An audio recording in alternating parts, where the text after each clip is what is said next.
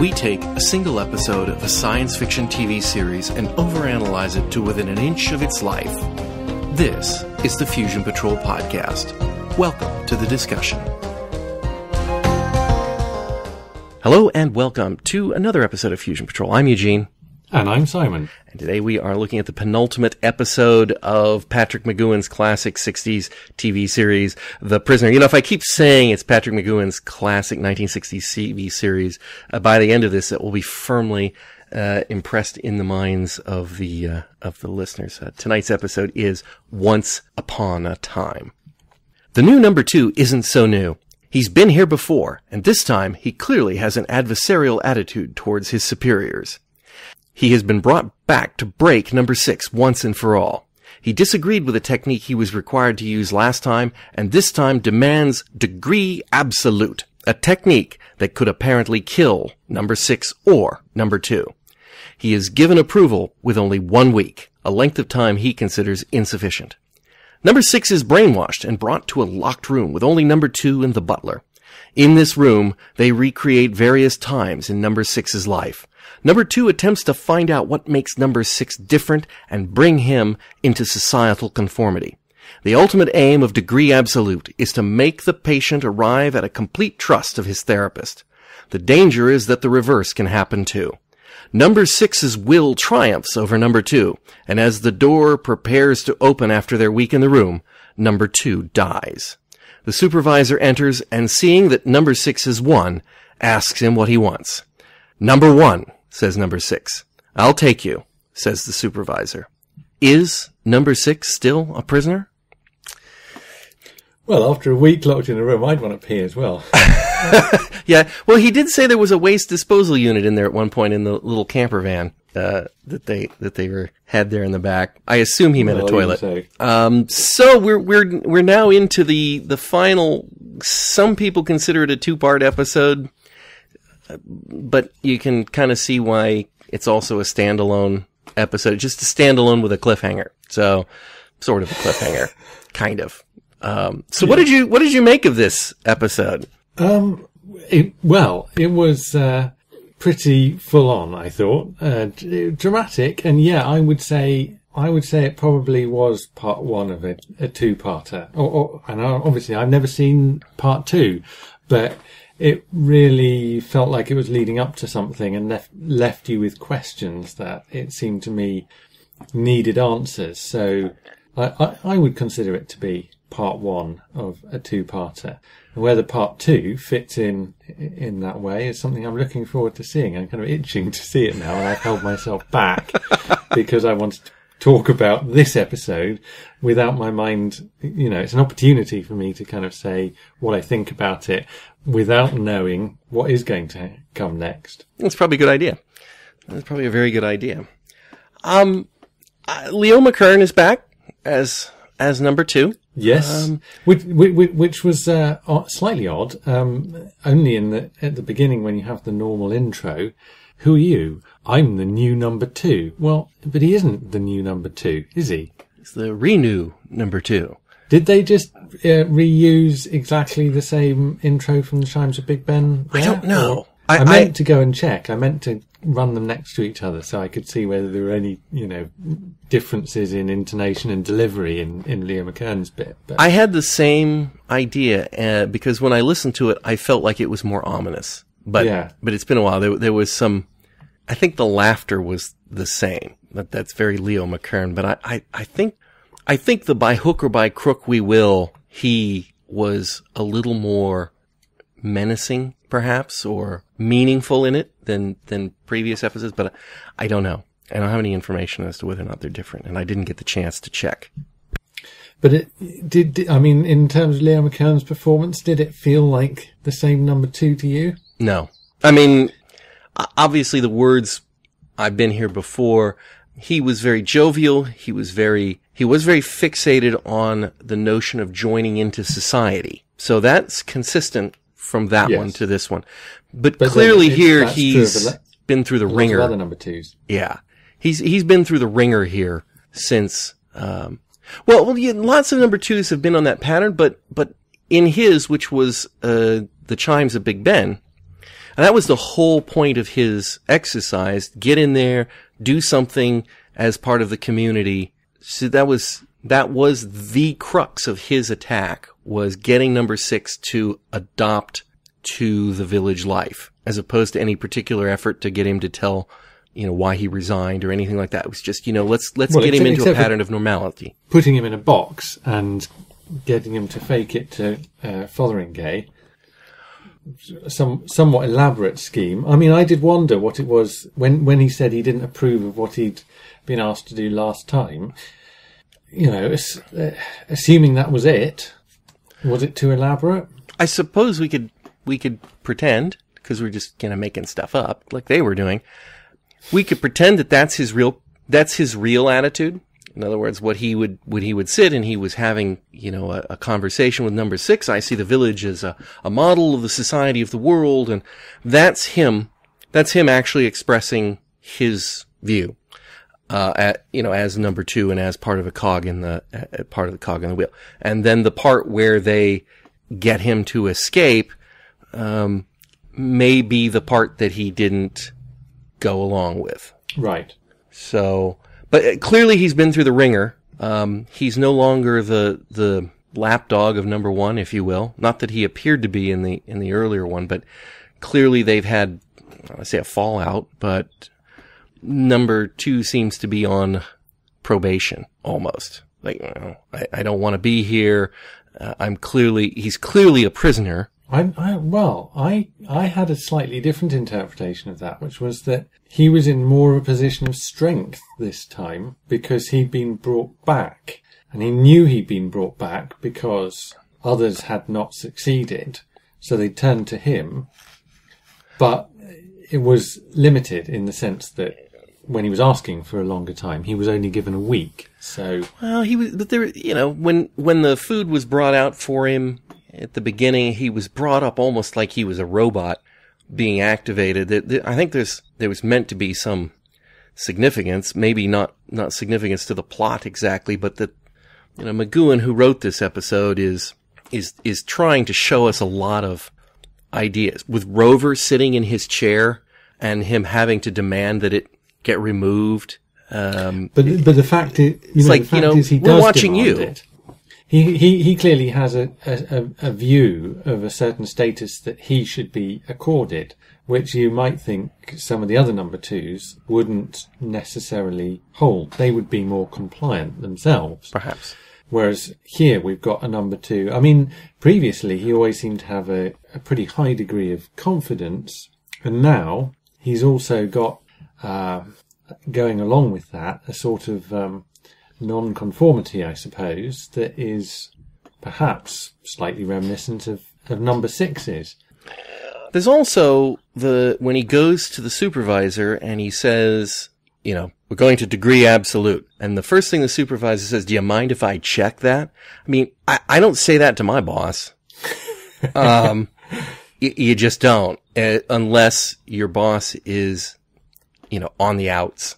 It wouldn't be apply in my case, but I mean, that's really a line that says your authority is questioned here to me, which fit with that whole, I got Rover watching me. It just felt to me like they forced him back and he's playing what power he has. It says, okay, you forced me back. We do it my way. And he did at least get that.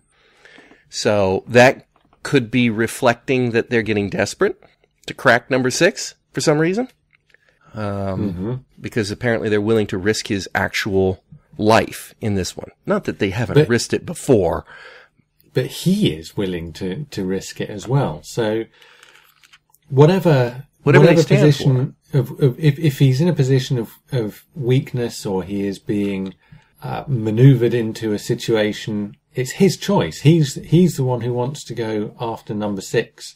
And he believes in the cause, the project, whatever you want to think of it as, enough to volunteer to sacrifice himself, essentially. I mean, isn't that what he's doing? Yes, that's true. That's true. And there's that line about, I'm good. I was good. He's better.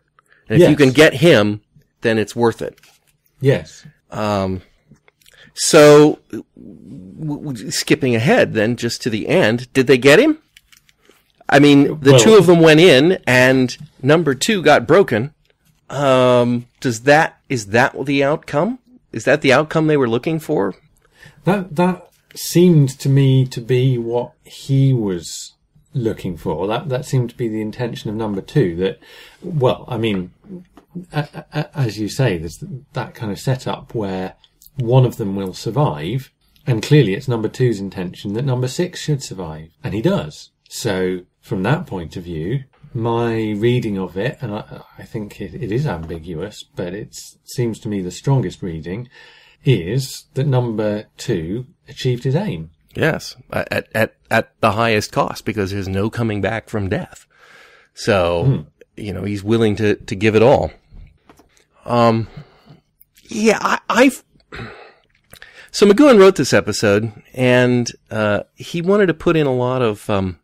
So we mentioned this before. There were, I think, 7 episodes that McGoohan considers to be The Prisoner. This is episode number 6. This is number 6. And, of course, Fallout is number 7.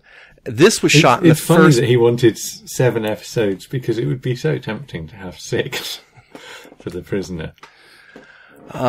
He put this one out under a pseudonym when it was going to the crew, because he felt very strongly about the idea behind the story, as you would expect Patrick McGoohan would feel very strongly about absolutely anything he does.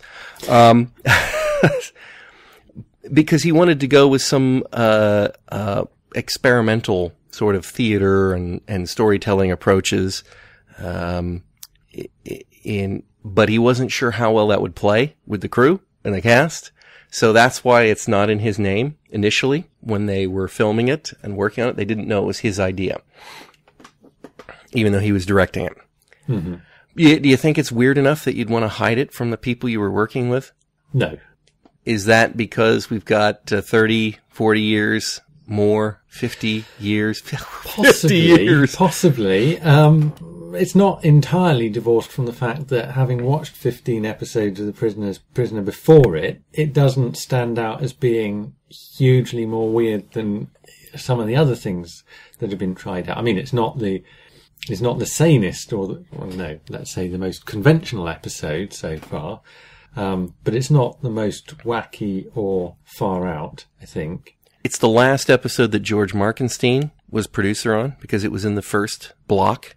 So it was shot very early. This was shot the 6th. Okay. So okay. So what you're saying then is that possibly some of the ones I'm thinking of as a viewer as being slightly more wacky were not in the can at that point, so the crew wouldn't have experienced making those ones. Yeah, I think things like Checkmate, Free for All, Dance of the Dead, Arrival, and Chimes of Big Ben, I think are the 5 before it. Right. And of course, Leo McKern got asked to be back after Chimes of Big Ben. So, yeah.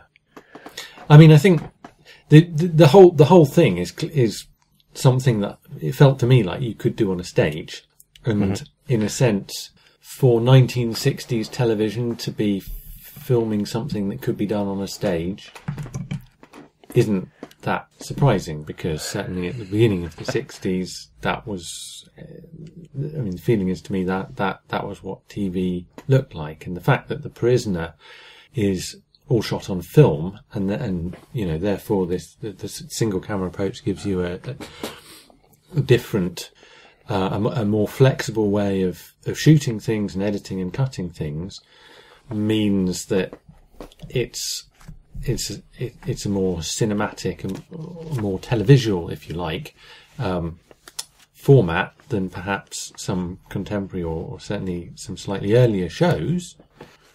But you could actually put most of this episode on in a theatre, I would have thought. Yeah. Well, reportedly, lighting changes and bit of even the costumes were on set on camera or whatever. I mean, I've seen plays like this.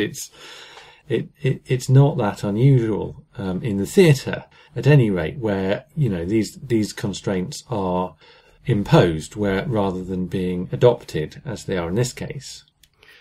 Well, apparently the first batch of episodes that they went out and made, and it's quote, this is a reported number, okay? £75,000 per episode was an outrageously expensive amount. Mm-hmm. So this was a budget light episode for them. Because it's essentially a two-hander. Mm-hmm. Mm-hmm. And not much in the way of sets. Very little location footage, which could have been shot at other times. Yeah. Well, although this was done in that production block, so they were out there for it. And according to McGoohan, he didn't know where it was going to finish when he wrote this one. So he didn't quite, he had an idea where he was going, but it wasn't exactly fixed down just yet. Uh-huh. So, and I kind of think that shows. You walk out of this episode and you're like, all right, well, it doesn't really seem like we can get a very prisonery ending out of this at this point, because once number one is revealed, if indeed number one gets revealed in the next episode, which, that's the promise. Mm-hmm. What are they going to do in an hour to resolve this problem? So. Well, I mean, in a way that the whole question is, this is build up to that reveal. You could have done the whole thing a lot more quickly, of course, and had that conclusion take up part of this episode, because if when it comes down to it, it's a face off and one of them has to die, they didn't have to take the best part of an hour dueling it out. What you actually get is a kind of very, I mean, say it could have been done on stage. It is stagey. It is very theatrical, and it's the two of them dueling it out, basically. Mm-hmm. But the duel itself is kind of, it's an acting duel. They're trying to see who can overact the other. Yeah, I mean, it's just a series of scenes pulled out of his life, and I don't even really necessarily get the point where, there are times where he is building up this dialogue and this fantasy, if you will, the fantasy that you're in school, or the fantasy that you're flying a plane, or a prisoner of war, whatever happens to be that number two is putting himself in a position with. The moments when he suddenly seems to think the moment is right, and he goes, "Why did you resign?" don't make a lot of sense to me. You mean, why does he choose those moments? Yes. Why does he think that was the moment when number 6 was ready to crack? I just didn't quite get it. It just seemed like, we're gonna shout a little bit, and then I'm gonna try the why did he resign again, just to see if this is the moment. But it didn't really seem like it was a logical moment to do it. No, I probably agree that it felt like maybe that little scene had played out and it was time to get a new costume on, or whatever. I mean, that sounds quite critical. I thought it was really, really good. I mean, I think they were overacting, but the fact was that it's quite a tough thing to sell, that whole playing a character and having these little scenes and bringing number 6's past to life like that without, the TV, or at least the cinema convention would have been, you have a flashback at that point, you take it back and you actually see his past. And obviously you're not getting that. You're getting a theatrical version of the same. And yet I thought they made it really compelling. And I didn't know that McGoohan had directed this, because some of the ones that McGoohan has directed I've been quite critical of. But I did make a note that I thought that the direction in this was absolutely superb. All round it was superb. The editing, the design, the lighting and sound design were all top notch in this. So it's a really, really good, well-made episode, I think. Now, one of the things that is mentioned in some of the interviews is that McGoohan has expressed a strong interest in the work of Harold Pinter, playwright, I believe. Mm-hmm. And one of his comments was, Harold is talking about morality and social commentary. McGowan said Harold Pinter does it in everything that he does, but he does it on the domestic level. I think he's a marvelous writer, but I've never been in one of his plays. So there's a and in reference to this. So this is some sort of, he's trying to bring some of these ideas in. I'm not too familiar with Harold Pinter's work, so therefore I can't comment on it. But whether or not he was successful or whether this was his attempt to get him to put him in a play. It's like, see, I can do play. I can do the stage. Look, stage. Had he done much theatre work at this point? I really don't know. I suppose we could look it up. Patrick McGowan has done an awful lot of work. But I don't know if he was a stage player. Wow. I hope he wouldn't. Oh, I don't know if that guy could be a stage player. He seems pretty uptight.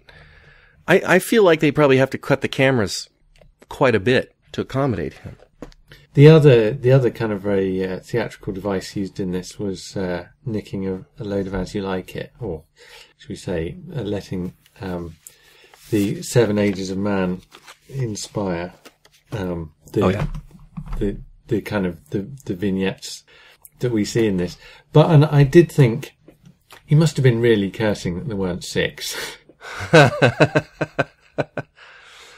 He was really, they were really emphasizing that he just wouldn't even say the word 6, which I assume therefore is a metaphor to him accepting his identity, as best I can. Yeah, which I assumed was something to do with the conditioning that the pulsing light that had regressed him had done. It somehow was still coming through from his adult mind. Yeah. Because I don't know, have we ever been anywhere else in the series where he refused to say the number 6? Not to my recollection. It's not as a number, that he wouldn't have that as a problem per se. Obviously, in fact, I'm pretty sure he has to other members of the village. He has introduced himself as number 6. I don't know, and I'm now wondering if I have to watch the whole show again and see if he has never actually said the number 6, because you could do that. I'm sure he has. I'm sure in one of the early episodes, I think I may have made reference to it in a podcast, that he does say that he is number 6, but I couldn't put my finger on which one it was, and therefore I can't actually check that I'm correct about that. I mean, there's the episode where they call him on the phone and the person point blank asks him, "Is this number 6?" And his response is, "That's the number of this place." So he did. So yeah, he has avoided it. The point I made, or the point I'm trying to recollect having made, was to do with inconsistency. So there's obviously that whole "I'm not a number" thing, but what seems to be happening here is that, as you say, what's bleeding through is his reluctance to accept number 6 that we have seen before. That has clearly been there, that he's reluctant to accept number 6 as an identity, is bleeding through in the form that he somehow has a recollection of pushing away number 6, even if he doesn't remember why. He doesn't want to say the number. So that much comes across. In the 7 ages that we're talking about him going through, do you think that those were vignettes from his actual life, or is that a constructed one that number 2 led him through? I mean, do you think he was took a job at a bank, and then after he took the job at a bank, they revealed, actually, we're a secret agent firm and we've been looking for you, kind of thing? You know? Okay. I don't understand how it would make sense to create false memories for him. Well, I don't know. I don't know how that would work. I don't know what they would hope to achieve by that. And one presumes that number 2 has pretty much full access to his entire past, because they seem to be pretty well-resourced organisation. So you'd think they would be able to dig that stuff out and recreate it if need be. So he's 9 days in front of the headmaster, refusing to tell who was talking in class. That's him. That was certainly my interpretation of it. I wasn't sure if they were putting it in his mind as a possible thing that might have happened to you.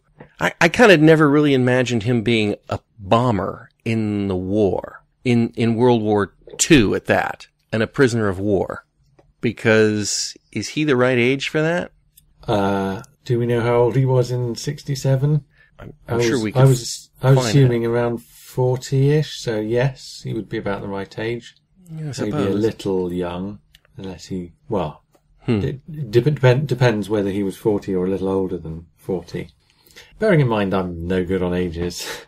It's very hard to, it's also very hard to look back at a show like this and from the 60s and remember how close the war was. Yes, yes.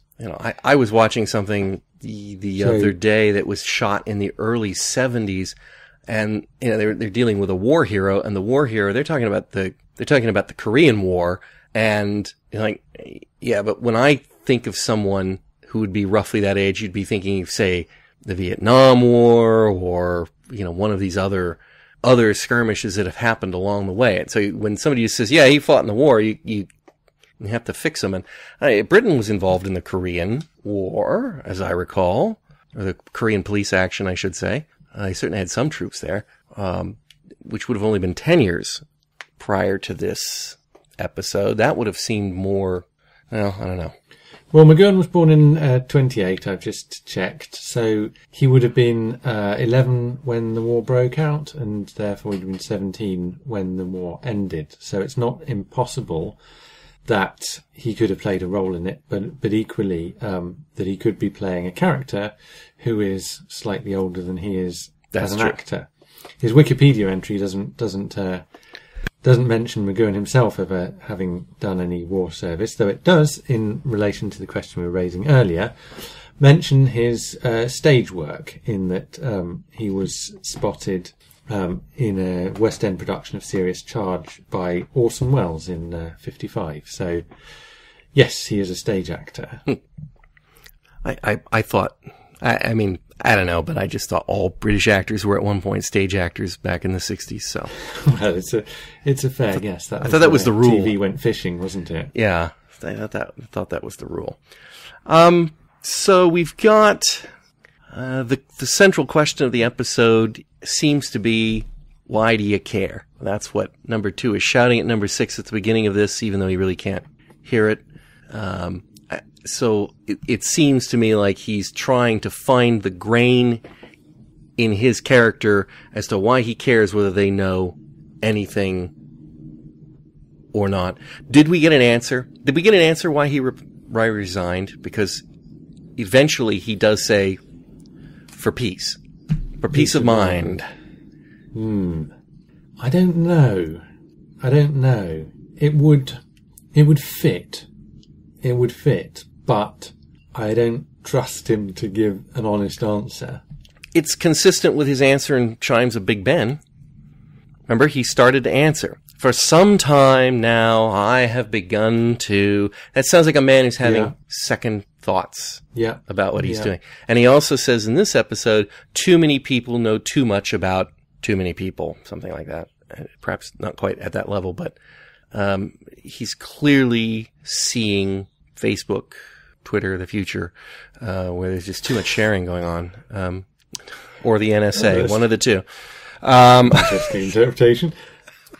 I don't know. I think you can take that either way, because I think it would fit, but I don't necessarily trust him to give a straight answer to the question, or at least not to give number 2 a straight answer to the question. If it was a straight answer.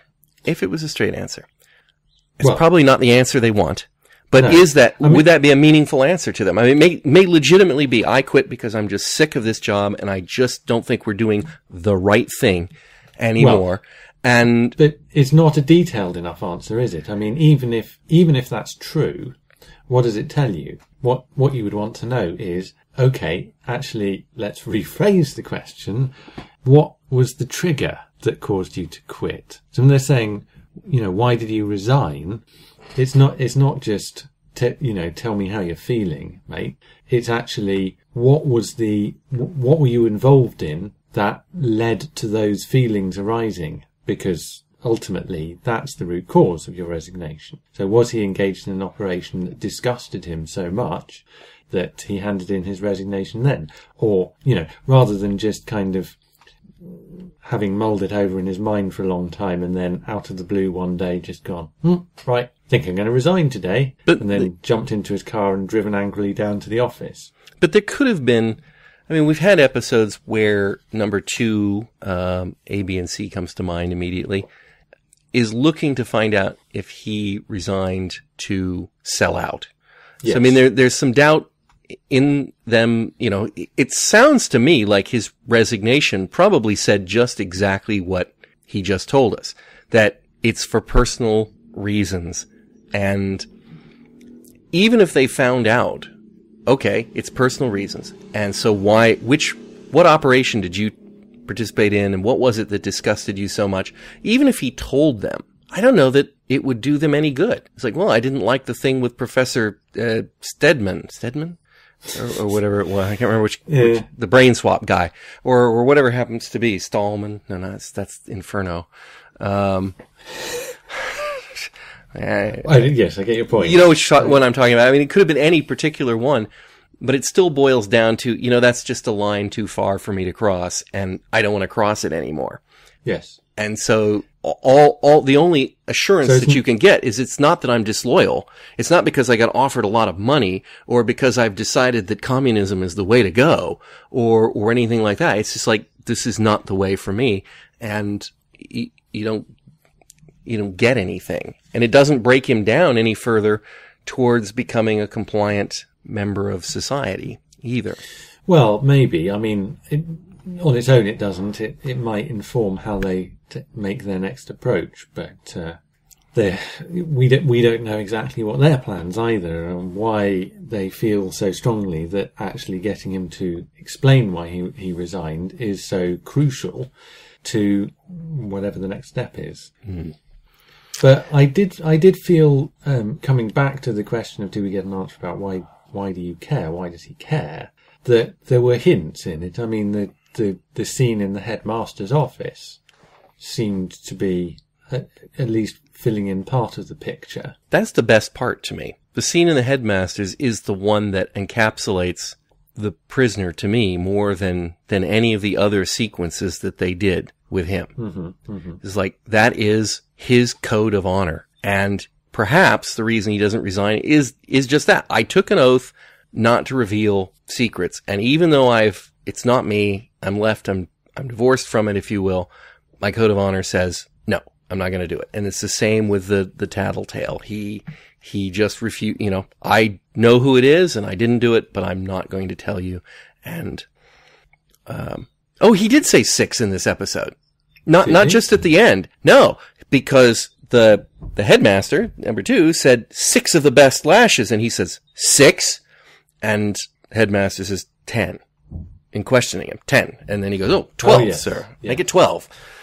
So he did actually repeat the number 6 once prior to his 6 die.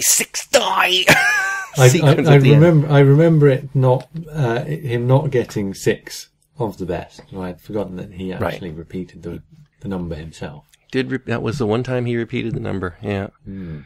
And he changed it. So, but yeah, I like that. I like that scene. That one seemed to be the scene that says, yeah, that's his personality that we've seen all along right there. Yeah.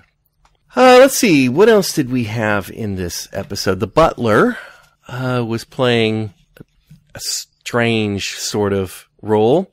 Did he not seem to be psychically in tune with everything that number 2 needed? Not saying he was supposed to be psychic, but number 2 never had to say anything to him. He went off and did whatever it was he needed to do without instruction. I hadn't thought of it in terms of being psychic so much as there being a plan that had been shared between them. In the sense, he knew what number 2 was doing, and so he knew what was needed. Yes. I didn't mean to imply that it was psychic. It's just it wordlessly was probably the better approach. And there were times when it made perfect sense that you would do. we didn't see everything. There were moments when number 6 was unconscious, for example, when it cut to his coming round, or it cut to a different scene. So they could have had exchanges in there where they were planning what would happen when he regained consciousness. True.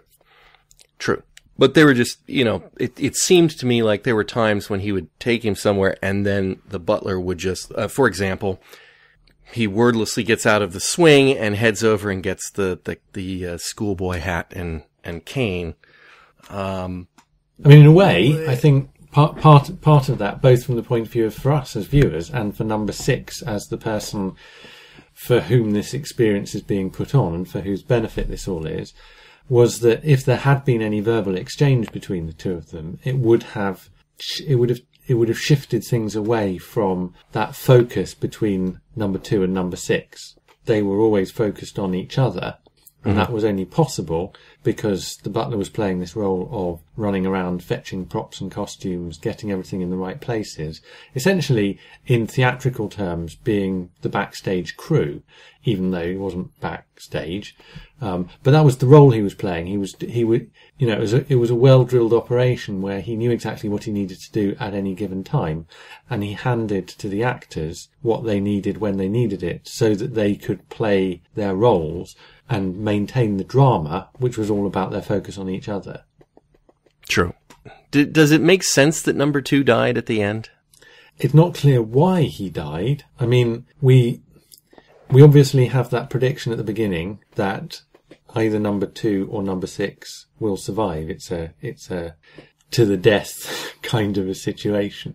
And I genuinely thought potentially there might be some kind of genuine psychological thing called degree absolute, so I googled it, and of course the prisoner came up as the number 1 result. It's pure nonsense. I have no idea why doing it in a week is any harder than doing it in a month or however long number 2 wanted, or how things would have been different if he'd had more time. But equally, I've no idea why it involved one of them dying. So how did number 2 die at the end? I didn't understand. According to the prisoner script books, degree absolute is a play on decree absolute.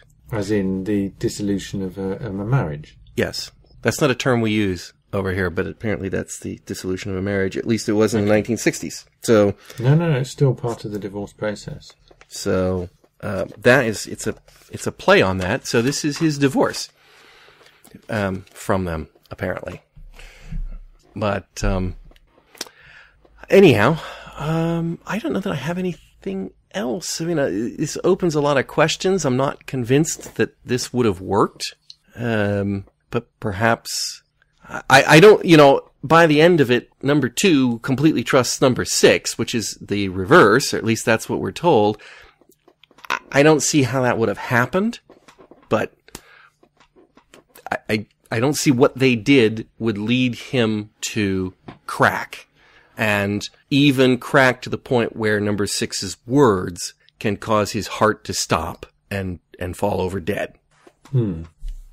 I don't know, except that if that was the goal that number 2 intended, then he knew that was going to happen all along.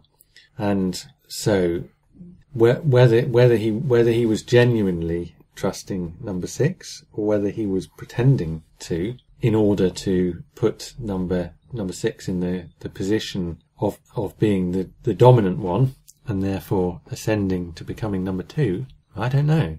Yeah. Is he number 2 now? And the supervisor certainly deferred to him. The butler deferred to him as if he was in the command. So in effect, that seems to be the outcome, that he takes over. Which seems like a bad idea if he's not convinced that the village is a good place to be. Because you wouldn't want your number 1 guy being basically an enemy agent. Well, presumably the process that he's been through is intended to mean that he now is. I don't quite know how to put it, but he now belongs to the village. He's won over through this process, I mean, as I say, I don't quite understand it. You can enjoy the drama of the two men's performance, but as to exactly where it leaves us at the end of it, and whether number 2's performance at the end of it was genuine, and what number 6 is actually thinking now as he leaves and follows the supervisor, I don't know. I mean, I'm wondering, are some of those answers going to be in the final episode? Don't tell me, no spoilers, please. I won't tell you, but I'll ask you to make a prediction. Do you think they'll have the standard opening credits in the final episode? Oh, that's a good question. No, I can't see how they could. Even if number 6 is now number 2, how would they do the credits? Because they have to have someone to do number 6's part. I don't know. Maybe he could be both number 6 and number 2 at the same time. Nope. That would certainly fit into the whole strangeness vibe that the show has. Yeah, that would be curious. Yeah, I don't know. Well, I guess then there's only one way for us to find out, and that would be to move on. Recording and go and start watching it. Yeah, no, I think, maybe we should wait several weeks before we do it. Does that make sense? No, that's maybe we could just go ahead and process it for the next episode of the show. Anyway, well, thank you for joining me. Yeah, it's been a pleasure. As we are almost through with the journey of the prisoner next time. So it will be sad to have no more. It's been a sadder world since the prisoner went off the air all those years ago. And listeners, I hope you will join us again next time on Fusion Patrol. We hope you've enjoyed this retro episode of the Fusion Patrol podcast here at the Fusion Patrol Classics YouTube channel. For new episodes of our audio podcast every week and our entire back catalog, come visit us at fusionpatrol.com or subscribe in iTunes or most anywhere fine or even disreputable podcasts are found. You can also support our podcast at patreon.com/fusionpatrol.